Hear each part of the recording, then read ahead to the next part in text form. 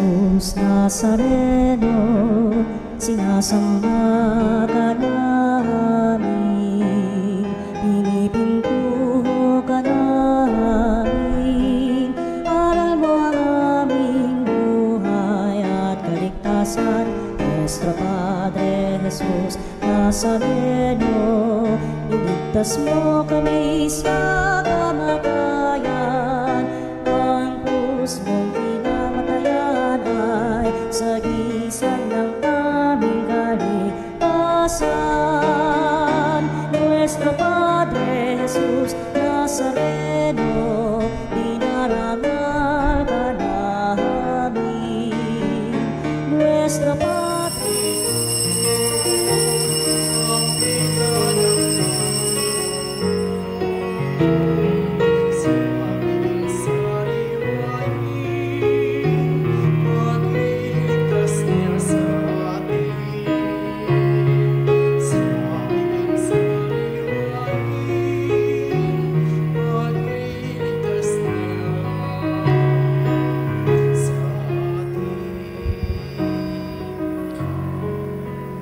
tayo magdiwang sa ngalan ng Ama at ng Anak at ng Espiritu Santo. Amen.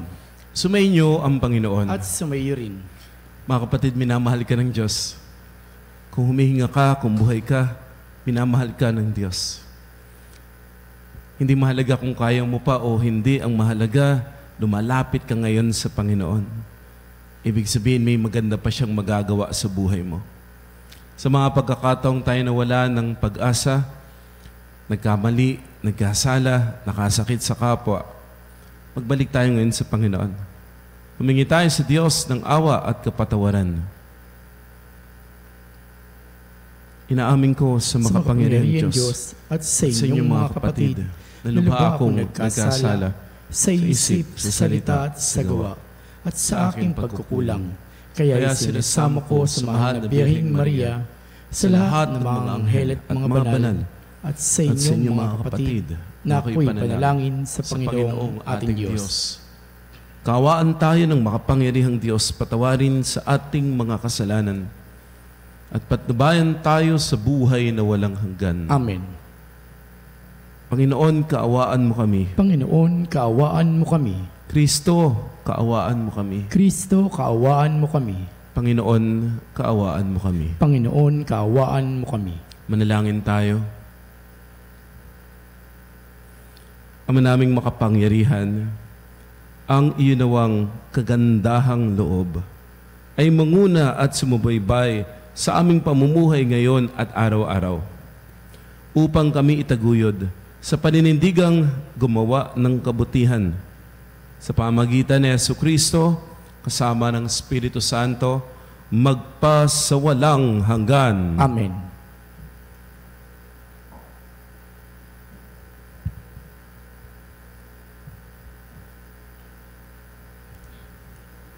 Ang salita ng Diyos mula sa sulat ni Apostol San Pablo sa mga taga-Galasya.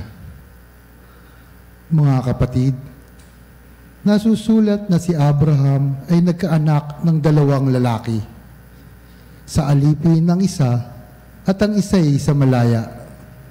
Ang anak niya sa alipin ay ipinanganak ayon sa karaniwang pangyayari. Ngunit ang anak sa malaya ay bunga ng pangako ng Diyos. Ito ay isang talinhaga, larawan ng 2 tipan, ang 2 babae. Ang isa'y ang tipan sa bundok ng Sinai na kinakatawan ni Agar at ang kanyang mga anak na pawang alipin. Ngunit ang Jerusalem na nasa langit ay malaya, at siya ang ating ina ayon sa kasulatan. Magsaya ka, o babaeng hindi nagkaanak, humiyaw ka dahil sa kagalakan. Ikaw na di nakakaranas ng pagdaramdam sa panganganak, sapagkat higit na marami ang anak ng babaeng nangungulila kaysa babaeng may asawa.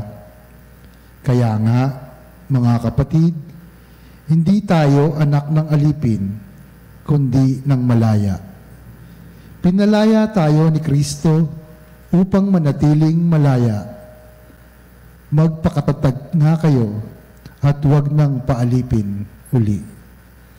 Ang salita ng Diyos. Salamat sa Diyos. Ngalan ng Diyos ay idangal ngayon at magpakailanman. Ngalan ng Diyos ay idangal ngayon at magpakailanman. Dapat na magpuri ang mga alipin. Ang ngalan ng Poon ay dapat purihin.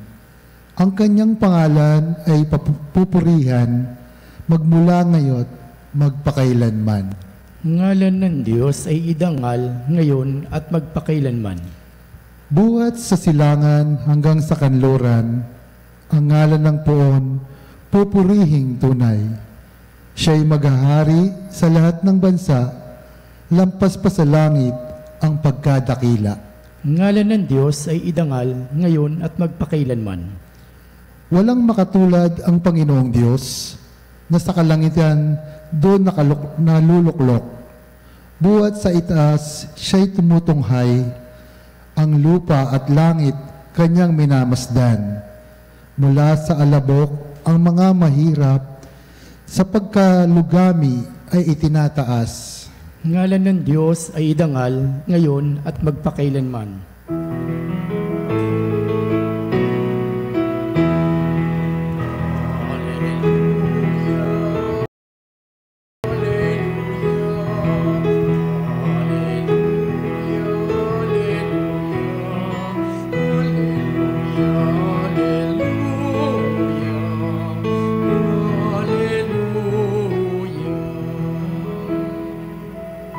Dinggin ninyong lahat ngayon ang tinig ng Panginoon sa loob na may nahon.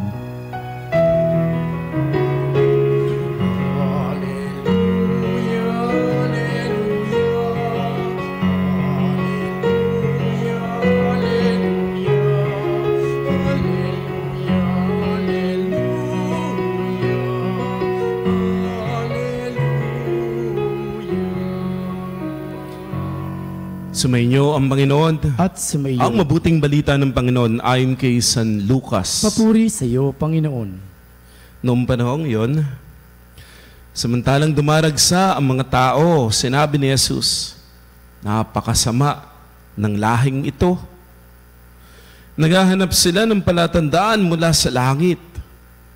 Subalit walang ipapakita sa kanila maliban sa palatandaang inilarawan ng nangyari kay Jonas.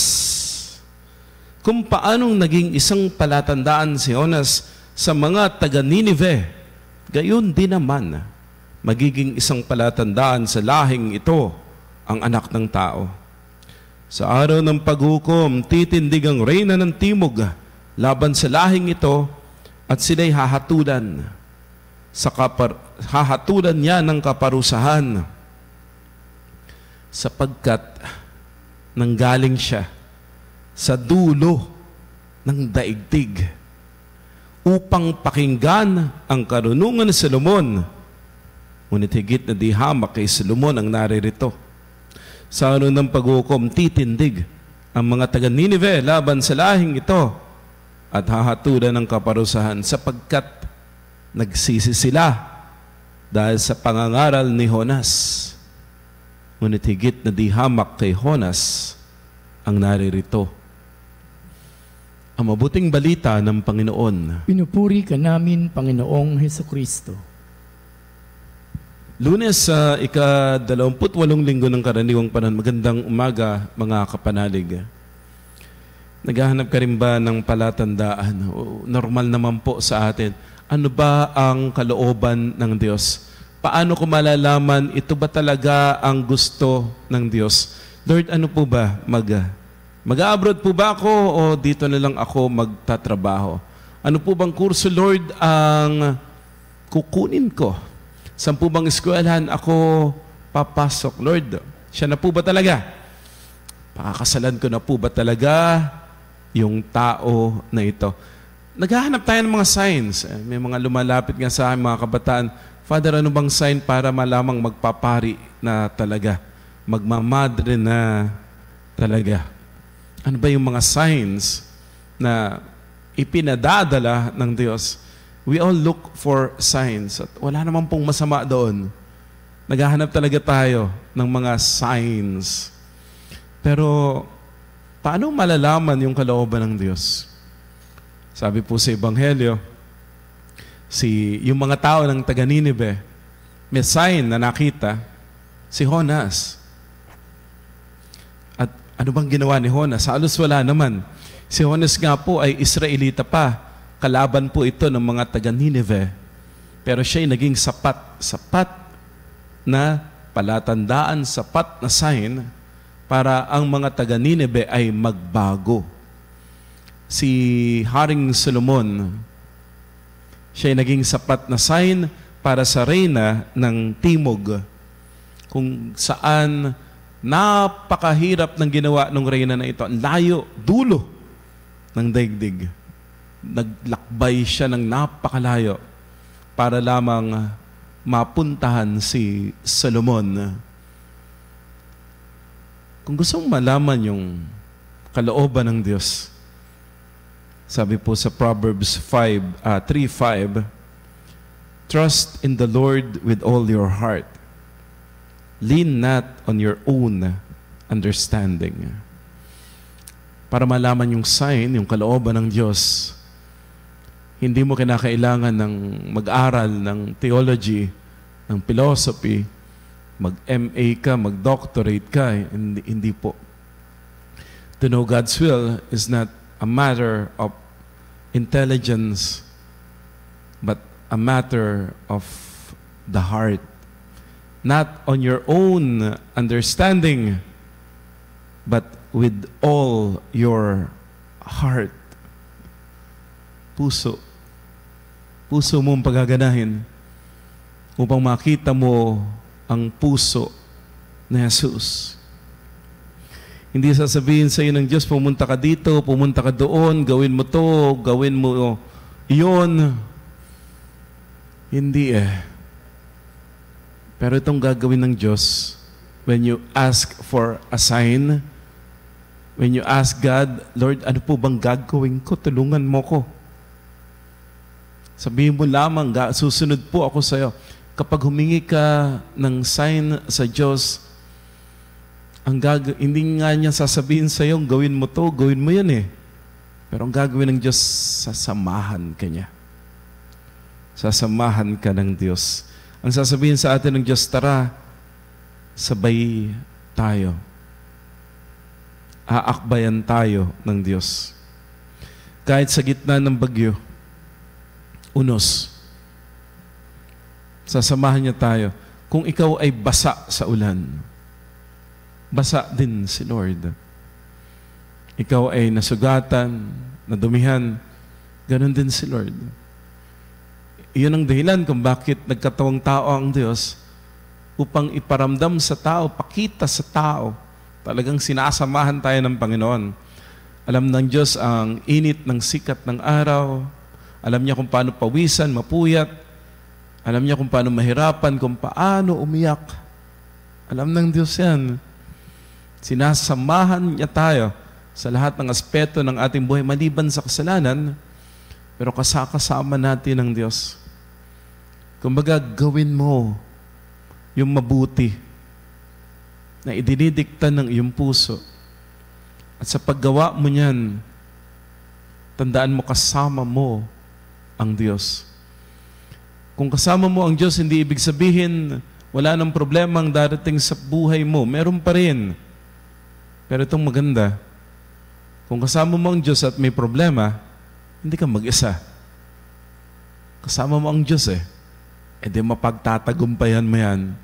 May hirap pa rin. May kabiguan pa rin. Maiiyak ka pa rin. Masasaktan ka pa rin. Pero katulad ng pangako ni Jesus, kapag naiyak ka, papahirin niya ang iyong mga luha. Kapag nasugatan ka, hihilumin niya ang iyong mga sugat.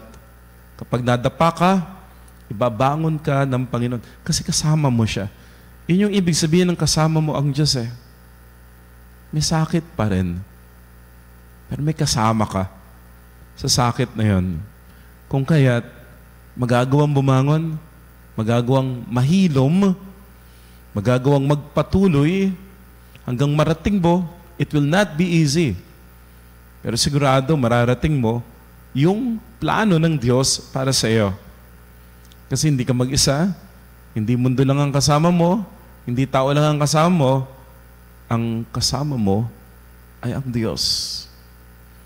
May nagsabi sa akin, Father, pagdasal niyo po ako matanggap sa trabaho. Sige ka ako, pagdadasal kita. Sumunod na pagkikita namin, tinanong ko siya kagad, natanggap ka ba sa trabaho? Father, hindi eh. Bakit ganun si Lord? Pinag-apply pa ako. Ito ba talaga ang kalooban niya? Mag-apply ako, tapos hindi ako matatanggap. Medyo tinanong ko po siya, ilan po ba yung pinag-applyan ninyong ng trabaho? Ang sagot niya, isa lang po. Ilan po ba dapat? Isa lang ba? Sabi ko sa kanya, mag-apply ka pa. Ilan po? 10. 10 kumpanya. Pag di ka natanggap doon, mag-apply ka ulit sa 10. Mag-apply ka ulit. Huwag kang titigil. Iyan yung kalooban ng Diyos. Hindi kalooban ng Diyos na hindi ka matanggap. Hindi. Pero ang kalooban ng Diyos ay mag-apply ka sa marami. Huwag naman isa lang. Katulad nung reyna ng Sheba. Ang layo nung nilakbay niya. Asan siya? Nasa kabilang dulo ng daigdig.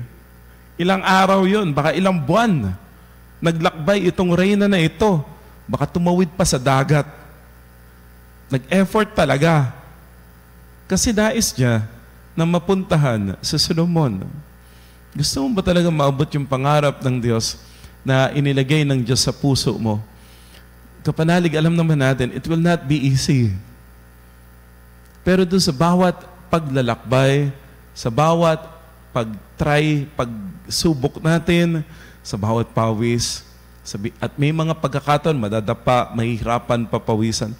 Sa bawat difficulty na mararanasan natin, makakaharap natin, tandaan mo, hindi ka nag-iisa. Kasama mo ang Diyos. At kung kasama mo ang Diyos, yung hirap na yan, yung problema na yan, babaguhin ka niyan. Patatatagin ka niyan. Huhubugin ka niyan. Upang pag narating mo, yung Solomon, na destination ng hari, ng reyna, ng Sheba, pag narating mo, yung Nineveh, na destination ng Diyos para kay Jonas, pag narating mo yung lugar na ipinagdadasal mo, talagang matatanggap mo ng buong buo yung pagpapala ng Diyos. Kasi may purpose pala si Lord. Kaya pala medyo nahirapan ka. Sabihin, nahirapan ka kahit konti. Kaya pala kailangan mag-effort. Kaya pala kailangan medyo pawisan. Kasi merong gustong baguhin si Lord sa iyo. Kasi napakalaki pala nung plano ng Diyos para sa iyo. Napakalaki pala nung kalooban ng Diyos para sa iyo. Na kung walang nabago sa iyo, baka hindi ka handa na tanggapin ito. Pero because of those difficulties, yung hirap, yung maraming pag-a-apply, yung maraming rejection, yung maraming iyak, yung maraming pagluhod, yung maraming pagdadasal, nabago ka. Napunta sa iyo yung trabaho na gusto ng Diyos, napunta sa iyo yung pangarap na inihanda ng Diyos para sa iyo. At nung natanggap mo, ready ka. Hindi ka na kasi katulad ng dati. Nabago ka na ng maraming karanasan na dinanas mo, hindi mag-isa, bagkus kasama ang Diyos. May plano ang Diyos para sa iyo. Nandiyan yung mga sign na ipadadala ng Diyos. Kaya lang upang makita mo yung mga sign na yon, it is not a matter of the mind, of intelligence, hindi. Because it is a matter of the heart. Lean not on your own understanding, but trust the Lord with all your heart. Kung kasama mo ang Diyos, ano man yung paglakbayan mo, ano man yung danasin mo, ang kalalabasan niyan, yung pinakamabuti, yung pinakamaganda. Dahil kasama mo ang Diyos sa paglalakbay sa buhay. Amen.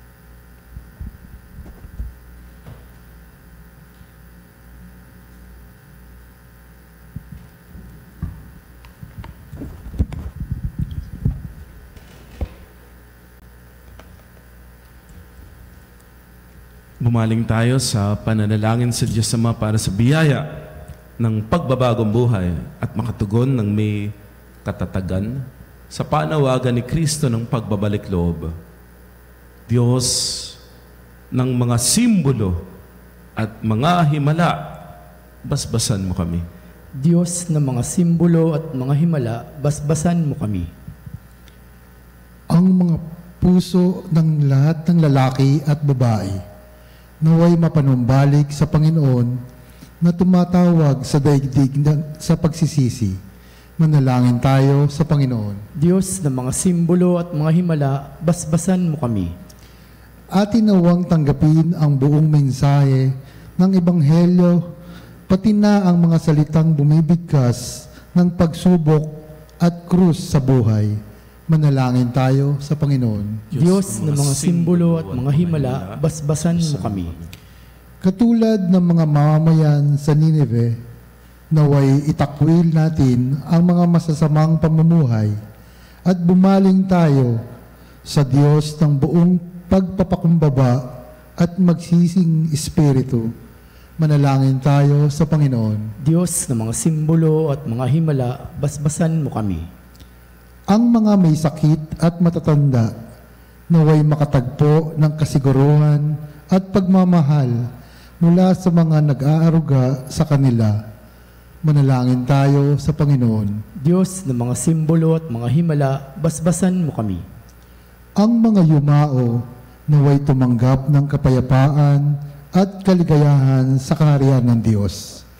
Manalangin tayo sa Panginoon. Diyos ng mga simbolo at mga himala, basbasan mo kami. Ama ng lahat, binigay mo sa amin ang tanda ni Jonas upang pangunahang ipahayag ang pagdating ng iyong anak mula sa walang hanggan. Niloob mo ang kanyang muling pagkabuhay. Isama mo nawa kami sa kanya sa magpakailanman. Hiniling namin ito sa pamagitan ni Jesucristong aming Panginoon. Amen.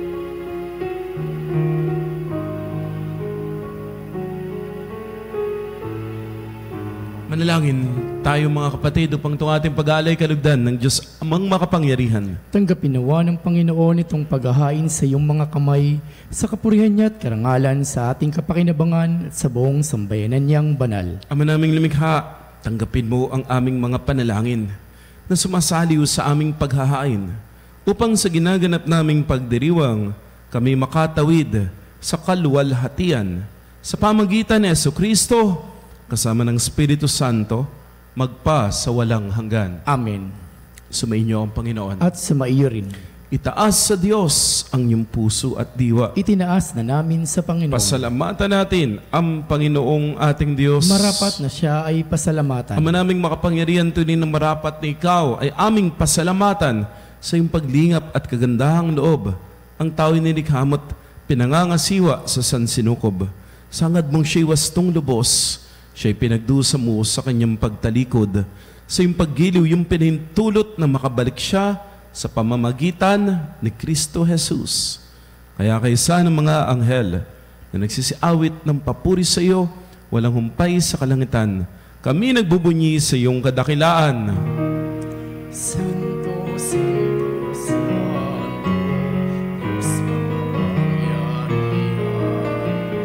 langit at lupa'y napupuno, kaluwan at tiyan, Hosana sa kaitaasan, pinagpalang na paririto sa ngalan ng Panginoon. Hosana sa kaitaasan. Ama naming banal, ikaw ang bukal ng tanang kabanalan. Kaya't sa pamamagitan ng iyong Espiritu, gawin mong banal ang mga kaloob na ito. Pampara sa amin ay maging katawan at dugo ng aming Panginoong Heso Kristo.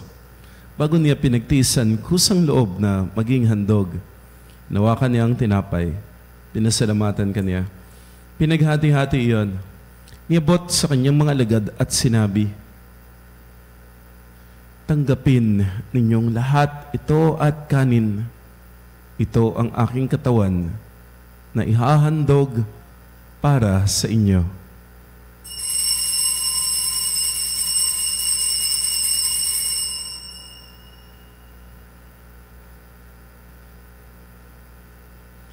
Gayun din naman, nung matapos ang hapunan, hinawakan niya ang kalis. Muli kanyang pinasalamatan. Iniabot niya ang kalis sa kanyang mga alagad at sinabi, tanggapin ninyong lahat ito at inumin. Ito ang kalis ng aking dugo, ng bago at walang hanggang tipan. Ang aking dugo ni bubuhos para sa inyo at para sa lahat. Sa ikapagpapatawad ng mga kasalanan, gawin ninyo ito sa pag-alala sa akin.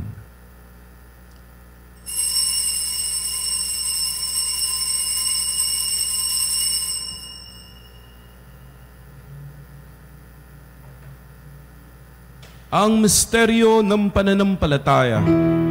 Si Kristo ay namatay, si Kristo ay nabuhay, si Kristo ay babalik sa wakas ng panahon.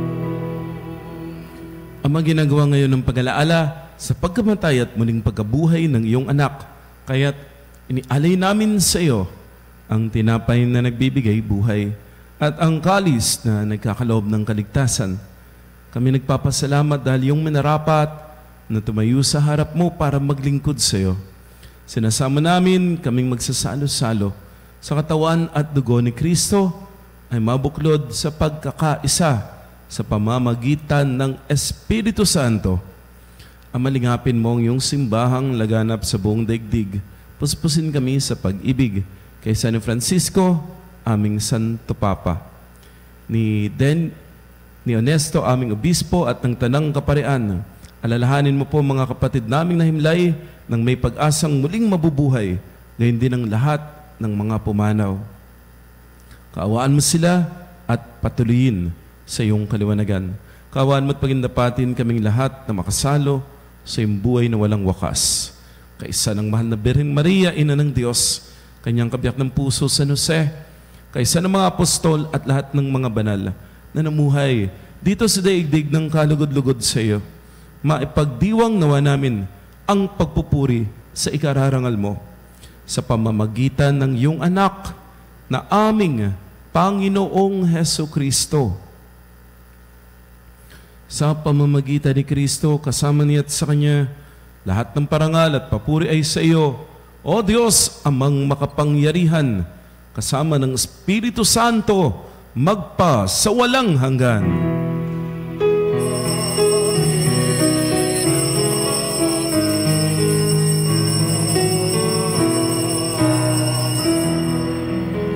Sa tagubilin ng Panginoong Jesus, tumawag tayo sa ating Ama na nasa langit.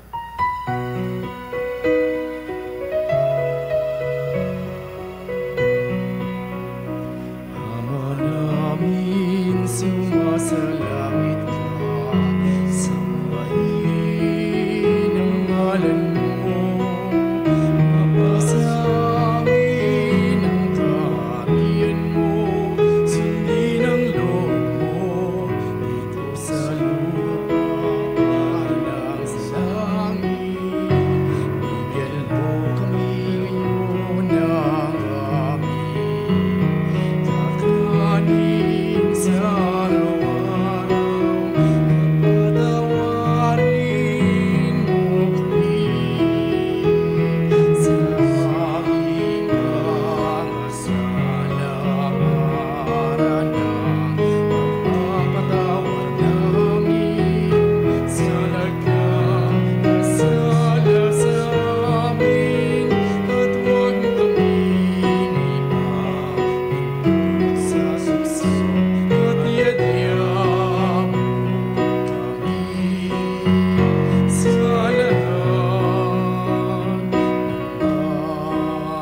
ng masama. Inihiling po namin kami iadya sa lahat ng masama, pagkalooban ng kapayapaan araw-araw, ligtas sa kasalanan, at ilayo sa lahat ng kapahamakan.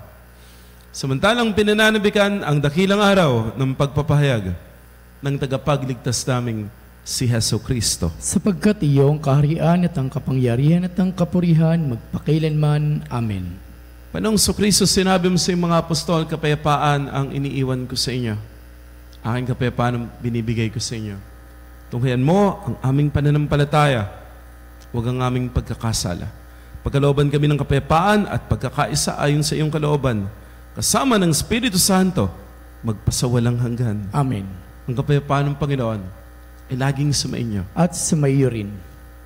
Magbigayan po tayo ng kapayapaan. Peace be with you sa inyo lahat.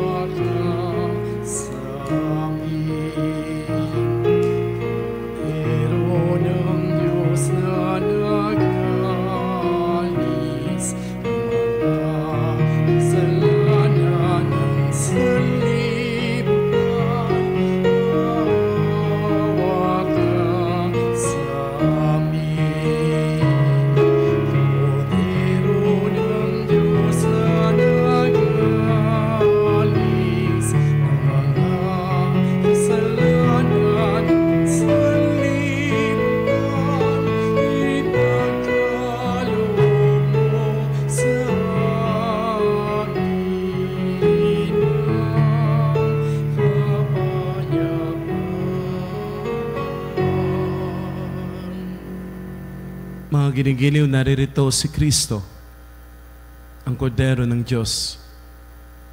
Siya ang nag-aalis ng mga kasalanan ng sanlibutan. Pinagpala tayo natatanggap kay Jesus sa banal na piging. Panginoon, hindi ako karapat-dapat na magpatuloy sa iyo, ngunit sa isang salita mo lamang ay gagaling na ako.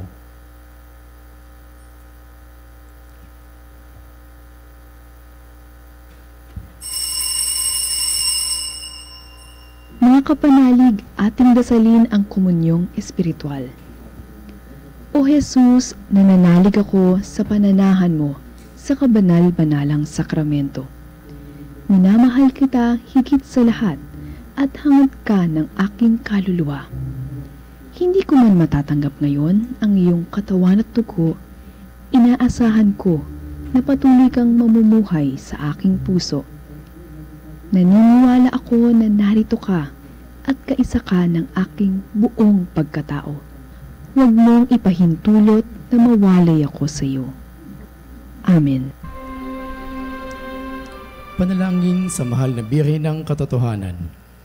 O Birhen ng Katotohanan, Ina ni Jesus, ang nagkatawang taong salita, salamat sa iyong anak. Tinatanggap ko siya bilang aking katotohanan at kaligtasan. Sa pakikinig sa salita ng Diyos, tulungan mo akong maging malaya. Sa oras ng hirap at pagsubok, linawin mo sa akin na nasa krus ang tagumpay. Sa aking paglalakbay, akayin mo ako sa buhay ng paglilingkod at sa buhay na ganap at kasiyasiya. Kupkupin mo ako at ang aking mga kapanalig na nakikinig, natututo at nagmamahalan.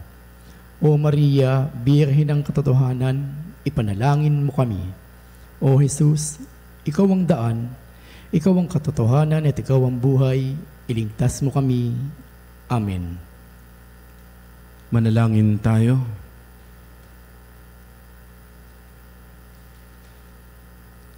Ama naming mapagmahal, ngayon kami iyong pinapakinabang sa katawan at dugong banal, nilulug namin sa dakila mong kabutihan sa tanan.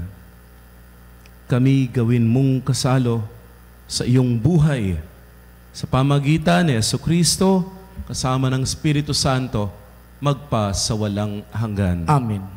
Mga paalala kapanalig, inanyayahan po kayo maging kasapi ng ating Veritas Eucharistic Advocate.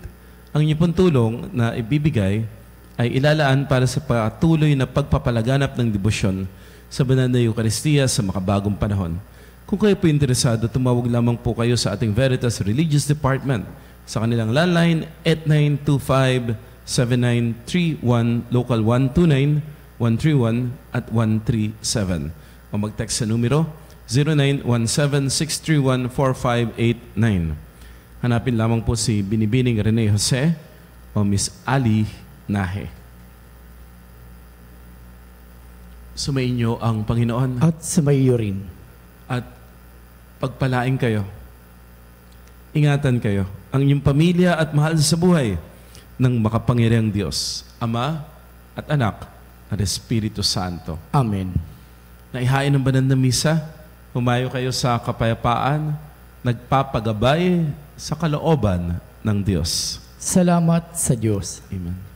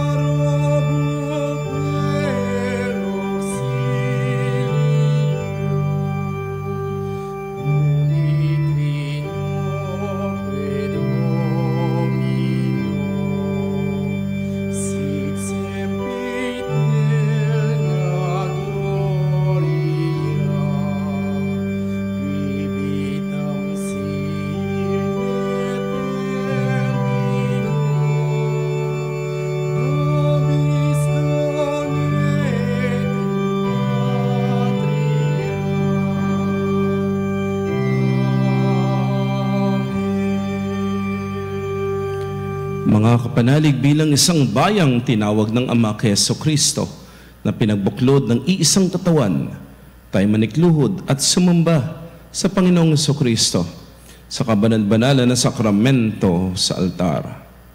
Sa sandaling ito ng pagpupuri at pagsamba sa banal na sakramento, alalahanin natin ang ating mga kapanalig nakasama natin ngayong nakikinig at nakasubaybay sa ating himpilan. Lalong higit ang ating mga may sakit at mga nakaratay sa banig ng karamdaman, ang mga nasa pagamutan at kanilang tahanan, at ang lahat ng tanging sa Diyos lamang umaasa ng kagalingan. Gayun din panalangin natin ang mga nanghihina sa kanilang pananampalataya, ang mga nakararanas ng matinding kalungkutan, takot at pangamba, at mga nawawalan ng pag-asa at lakas ng loob. O Diyos, halina at kami tulungan. O Panginoon, magmadali ka sa iyong pagdamay. Papuri sa Ama at sa Anak at sa Espiritu Santo. Kapara nung una, ngayon at magpasawalang hanggan. Amen. Purihin ang makapangyarihang Ama na nagsugo sa kanyang bugtong na anak upang tayo maipagkasundo sa Kanya. Pinupuri ka namin ngayon at kailanman.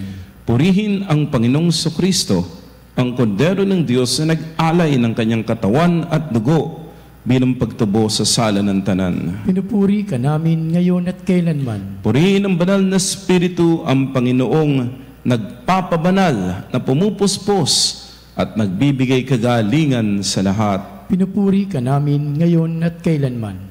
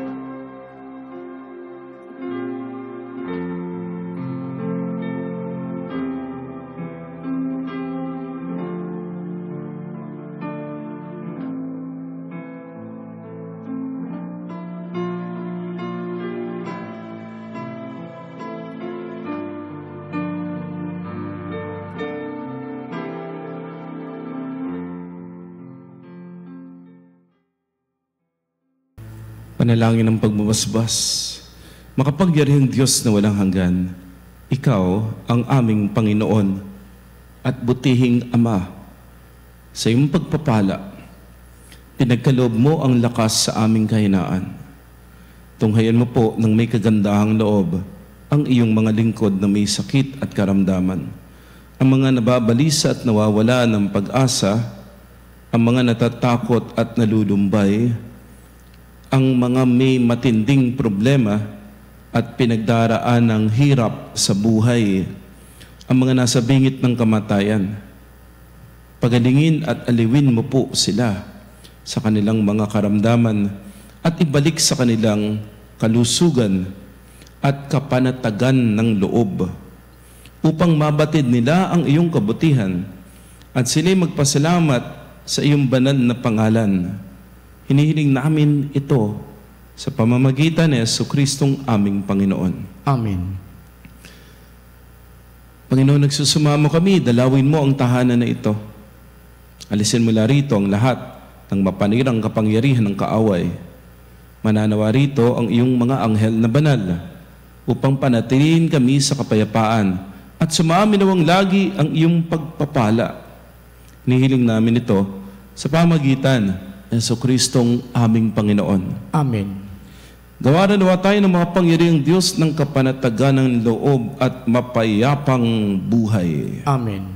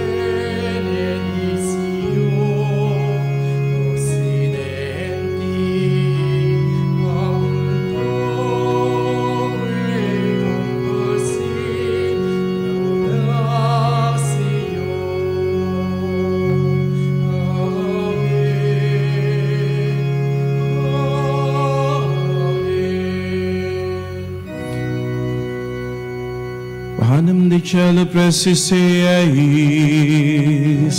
Declamentum mensabente. Oremus. Deus qui nobis sub sacramento mirabili, passiones tuae memoriam reliquisti tribueque sumus, ita nos corporis et sanguinis tui sacra mysteria venerari, ut redemptionis tuae fructum in nobis iutas insciamus, que vivis et regnas in saecula saeculorum.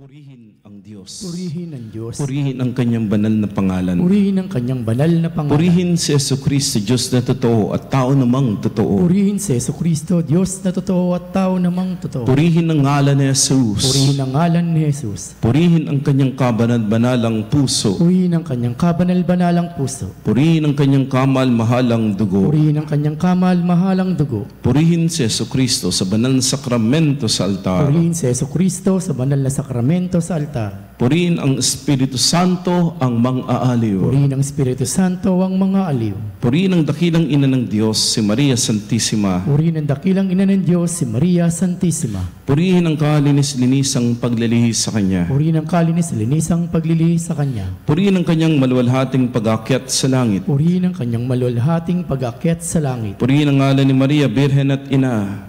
Purihin ang ngalan ni Maria, Birhen at Ina. Purihin San Jose, kanyang kalinis-linisang esposo. Purihin si San Jose ang kanyang kalinis-linisang esposo. Purihin ng Diyos sa kanyang mga anghel at mga santo. Purihin ng Diyos sa kanyang mga anghel at mga santo.